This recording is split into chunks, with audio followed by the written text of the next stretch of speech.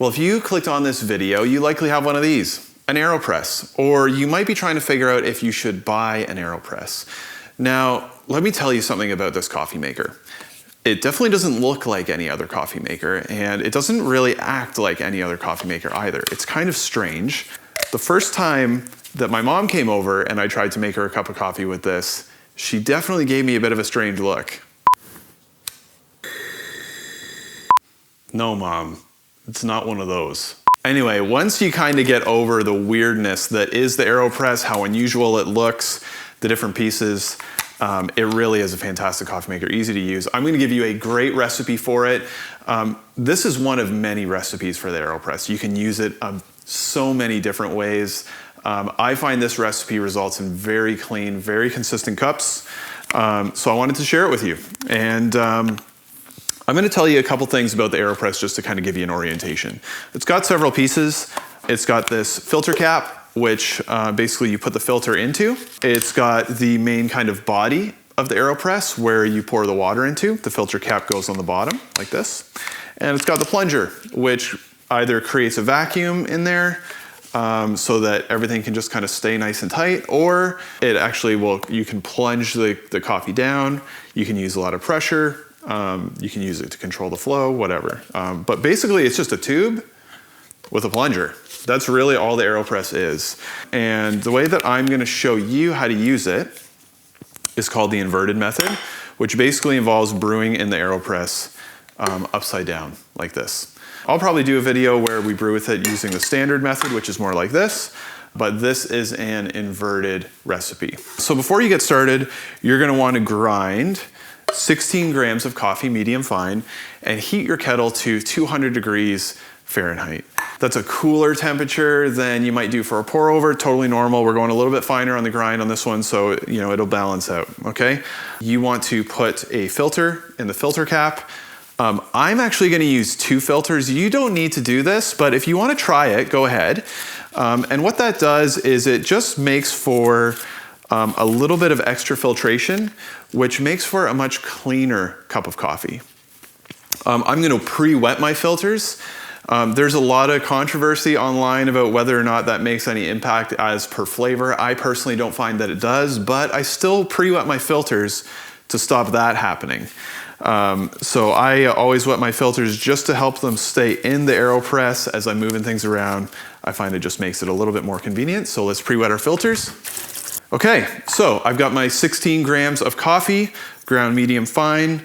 I'm going to dump them into the Aeropress. Now this recipe is no bloom. So if you're a pour over person, you might be familiar with something called blooming your coffee.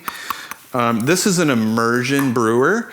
So you don't really need to know that. You can Google it if you want why this is, but suffice to say, you don't need to bloom your coffee to have any impact on flavor. So this is a no bloom recipe. I'm gonna do basically one pour with a swirl halfway through, and I'm gonna let it sit, and then I'm gonna flip it and do a very long, slow plunge. Okay, so I've got my kettle.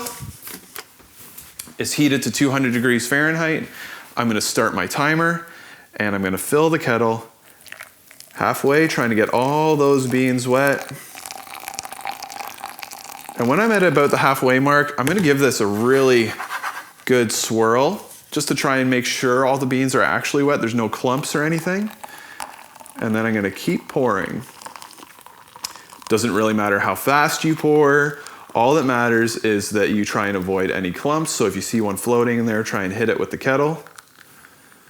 And I'm gonna pour all the way until my scale reaches 250 grams of water. That's a 1:16 ratio for all of those of you who care about that. And now I'm just gonna let the Aeropress sit. And when it gets to the minute mark, I'm gonna cap it and I'm gonna flip it onto my carafe. You could just as easily press it onto a cup. And then I'm gonna do a long, slow press, starting from the minute mark, going all the way to the 2.5 minute mark. Okay, so I'm at the 60-second mark. I'm gonna cap it. I'm gonna move my scale out of the way. I'm gonna flip it. You'll see a little bit of starting to come out there. Now, I'm just gonna really slowly and gently press. And the reason why I want to do it so slowly is, number one, if I press really quickly at this point, the coffee won't be fully extracted by the time it comes out. So this is giving it all more time to kind of settle in there. I'm just kind of pushing down with my hand as I'm holding it. And the other thing that a really slow press does is it prevents the water from going through the filter really fast. So what that makes for is it allows the grounds to kind of settle a lot more naturally, and it makes for a much cleaner cup of coffee because those fine particles aren't really getting pressed through the filter and into your cup. So when you actually drink this, you'll find that the cup of coffee is a lot cleaner and a lot clearer than you might get with some other methods. So I'm just going to keep pressing. I'm going to aim to finish my press at the 2.5 minute mark from when I started the timer.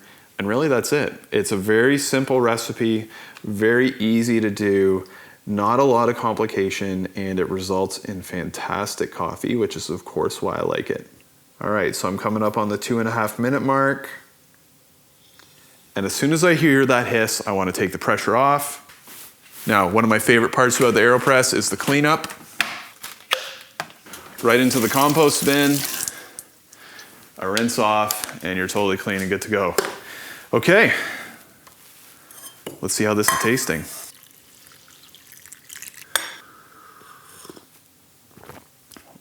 That is a delicious cup of Aeropress coffee. Would love for you to subscribe to my channel. Any other requests for videos, please drop them in the comments. I would love to see you again, and don't forget to check the rest of my coffee recipe videos if you want to see another method. Cheers, we'll talk to you soon.